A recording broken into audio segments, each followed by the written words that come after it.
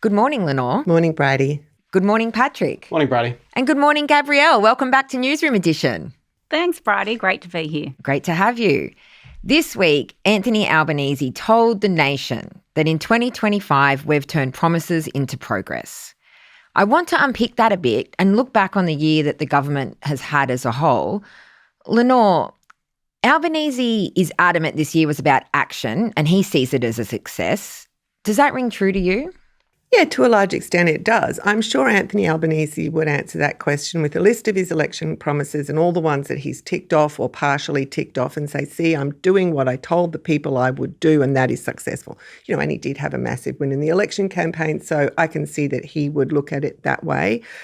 I think, though, there is a slightly different way of looking at it, which is how Australians are feeling about their lives and about politics. And that picture might be a bit obscured by the opposition being such a complete shambles. But if you look at the most recent polls, 60% of respondents told our Guardian Essential poll they were feeling pessimistic that Australia could deal with the cost of living. 58% that said they were pessimistic about affordable housing. In the Resolve poll, I think 2/3 wanted immigration paused until the housing supply had caught up with demand. I know from the start Anthony Albanese has said he wanted to run a steady, calm government, and he's definitely doing that. I just feel like there's a slight disconnect between that and the way people are feeling about their lives and how quickly their lives are changing. Yeah, I think health policy is actually a really good way to look at the problems that they face. They went to the election promising so much on Medicare. They have done, they've made a record investment on Medicare, which is great. And bulk billing rates have improved a little bit as a result. Great news for them. People love their urgent care clinics, more great news. But there's a lot of bad news in health too. I mean, people can't afford to see a specialist. Still, people are having trouble getting to see the GP, and the government is trying to negotiate a really difficult hospital funding agreement this week with the states. So it is one of those areas where he would probably tick off some big wins, and they're justifiably, yeah, exactly. And the problem with Medicare is that it has been slowly dying for a really long time. Did they create this problem themselves? No, but people are desperate for some fixes.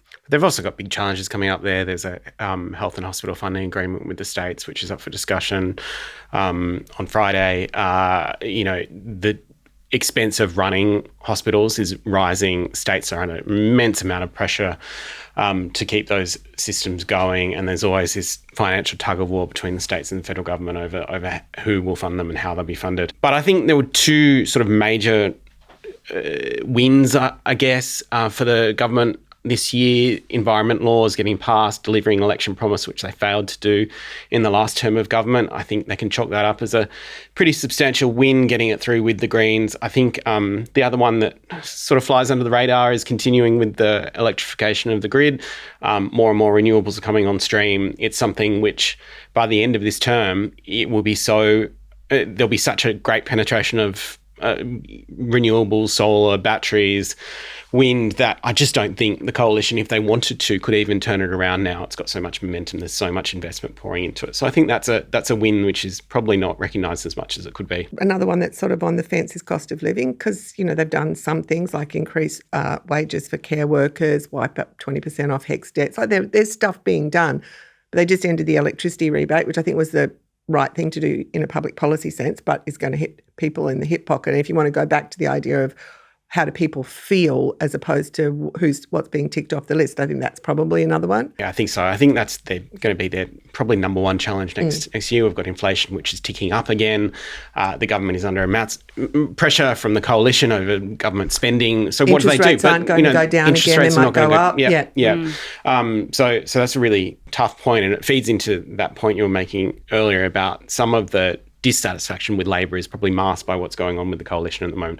Wayne Swadden had an interesting intervention earlier this week saying that Labor's support is wide, or was wide at the election, but it's actually not that deep. And when you kind of dig into it, there is an opportunity there for sort of disenfranchised voters or aggrieved voters with cost of living and so on to flock to a populist right, and things could change quite rapidly. I do think that they will end the year pretty happy with the social media ban laws being passed. It has been largely greeted with, a lot of enthusiasm around the world.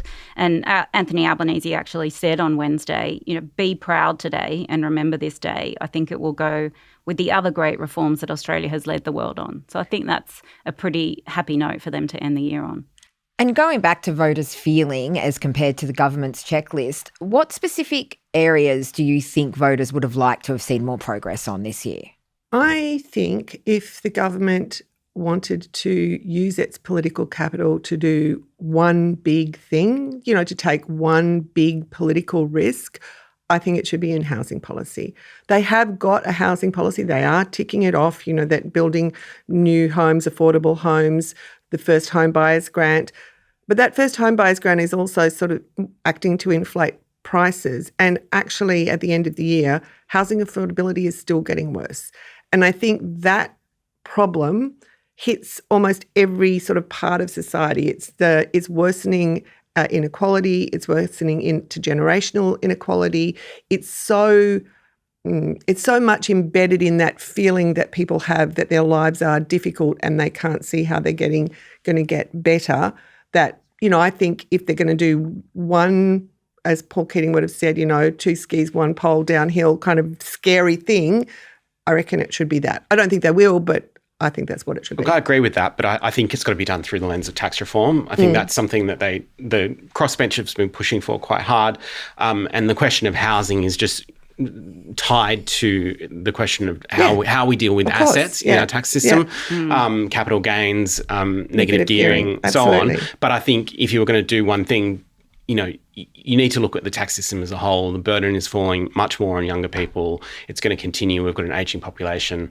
It does need to be done, but I think everyone is so petrified of it. It's not fair. It's not equitable in any way. I think housing sits right at the heart of our inequality crisis. And I just keep coming back to this conversation that Andrew Leigh had with Patrick Cummins earlier this year when he had done some analysis and said, we are now as unequal as the US was in 1980, and follow that through a generation. Look where it leads. We all know where it leads, and we don't want Australia to be that kind of society. But what was Andrew Leigh's solution to this? What's he putting forward? I think there are a lot of people in Labor, right, who want to do more economic reform, especially around tax. So it will be interesting to see what they do next year. I thought it was really interesting, the essay that Sean Kelly wrote, the quarterly essay called The Good Fight, about this balance between how far you could go and how carefully you govern, and Albo's style of governing carefully and cautiously. I think the things are really linked, because the sense of whether they are not going fast enough or wasting time is really dependent on the calculation you make in government of how long you think you've got in government.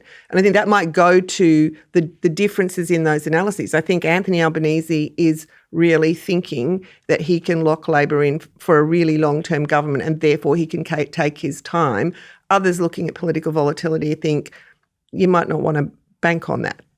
And Patrick did reference the coalition earlier and their domination of the headlines in certain months of this year when perhaps they didn't want to be dominating the headlines. Can you see a route back towards electoral success for the coalition, or is this a real existential crisis? I do think it's an existential crisis. I think it's more than just a bad year or a bad year after a terrible election result. They're being pulled to the right by their very, very conservative small base and by the Nationals.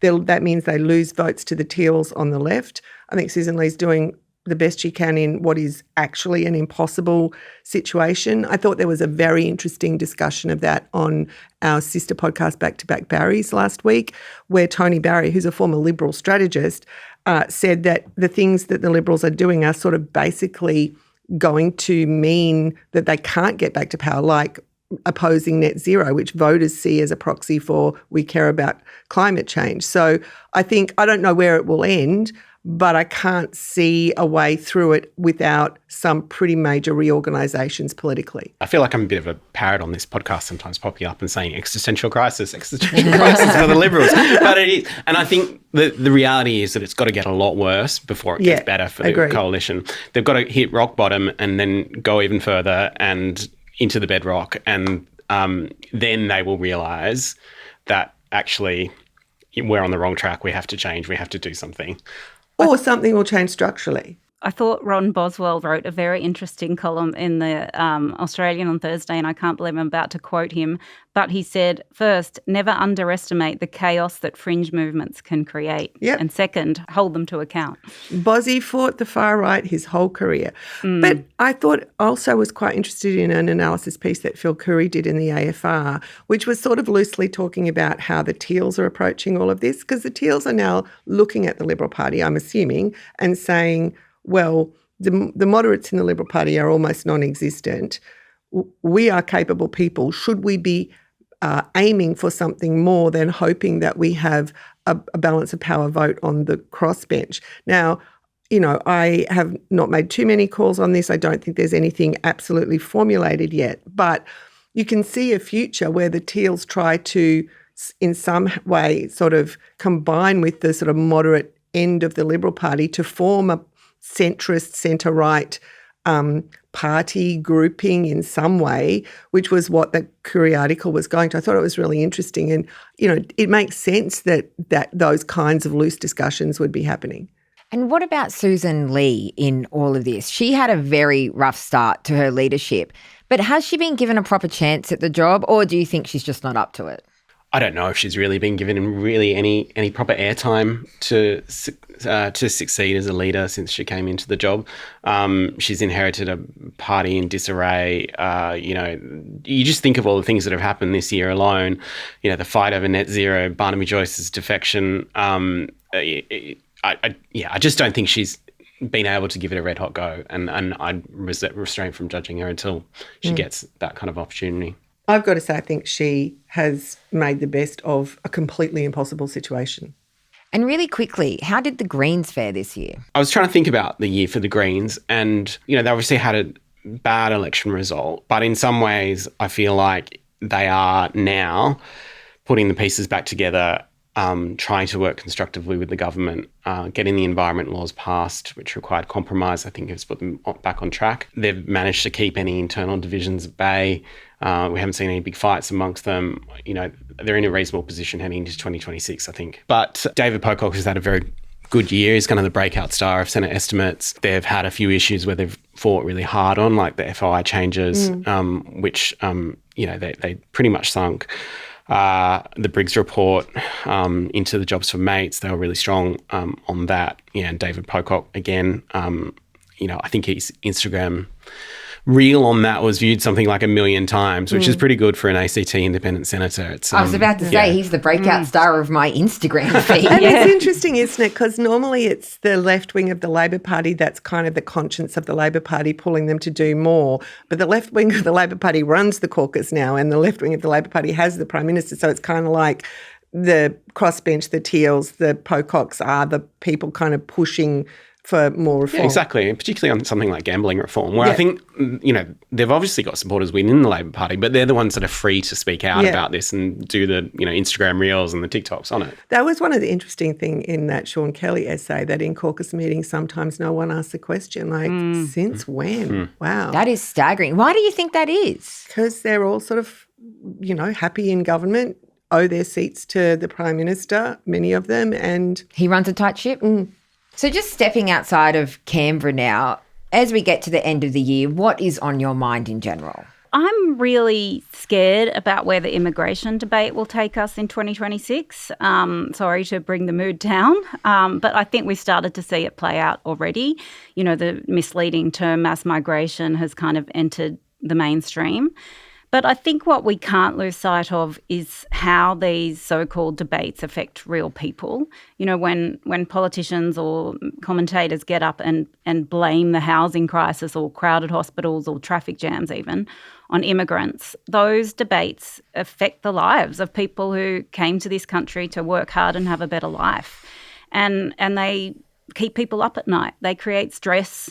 They embolden people to be rude and racist, and that makes life really hard and sad and stressful for real people. And I think given that we know where some elements of Australia might take this debate next year, we are obliged to keep these people at the heart of our reporting.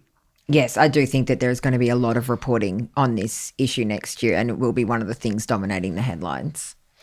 I'm also going to bring the mood down, sorry. But it's my birthday today. Happy birthday, I was born Patrick. the last few days of 1979. But the thing that's really depressing me is this news which about Indigenous deaths in custody.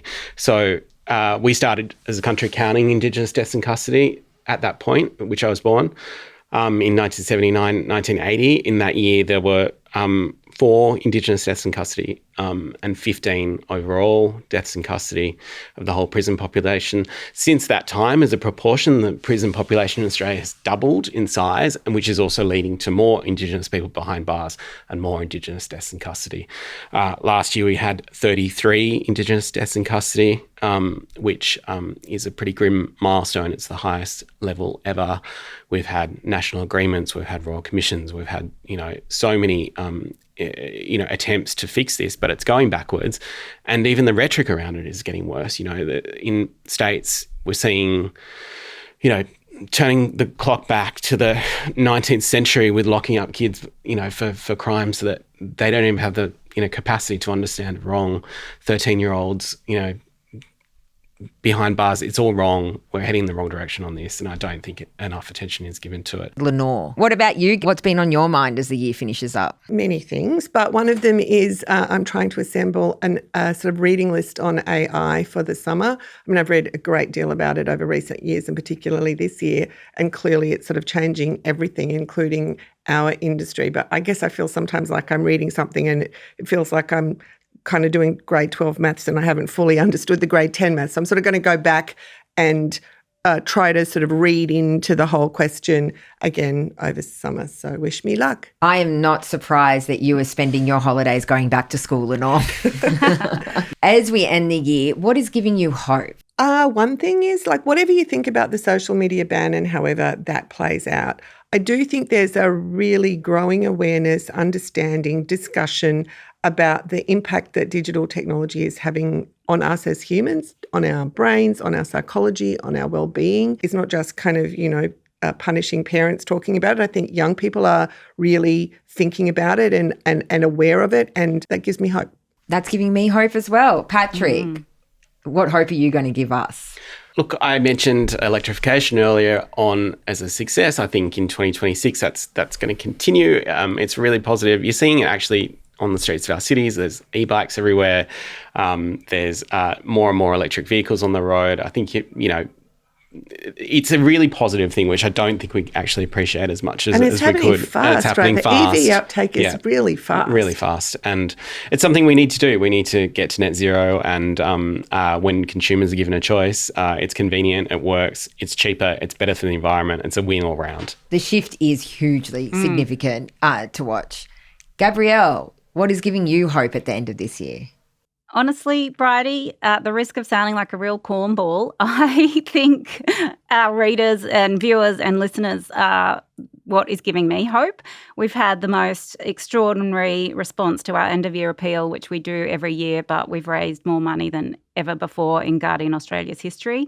And, we as journalists worry about the media industry and independent journalism all the time, but this just shows that our people who read and listen to us also really care about protecting independent journalism. And I just want to say thank you to every single person who's supported us this year or ever.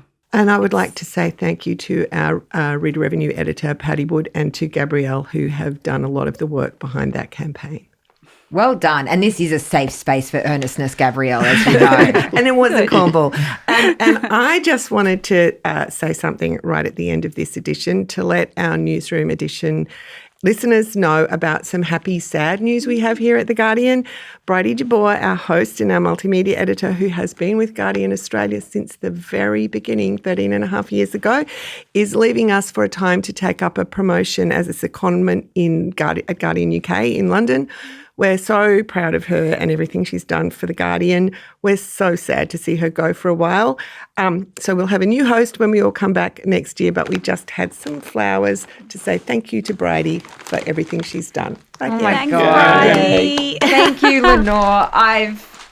I've been at Guardian Australia most of my adult life, and therefore Wow. Lenore has known me most of my adult life. I can remember what she tweeted the day she got the job. I'm not going to repeat it here. Yeah, it does. It has Come swear on. words in it. But, it's been a long time, but it's never, ever been lost on me that I get to sit across from the greatest journalistic minds in Australia every week. And it's been one of the privileges and joys of my career to do it in this podcast studio and to do it on this podcast.